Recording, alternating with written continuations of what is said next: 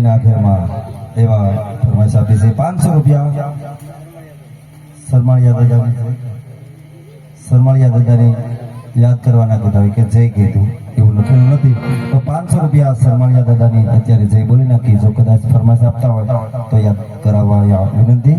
બોલીએ સરમાળિયા દાદાની જય 100 રૂપિયાના પ્રશંસ બોલ રામા પીરની જય 100 રૂપિયાના પ્રશંસ બોલ રામા પીરની જય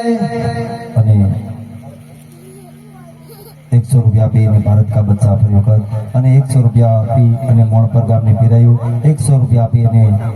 ચામુંડા માતાજીને યાદ કરવાના છે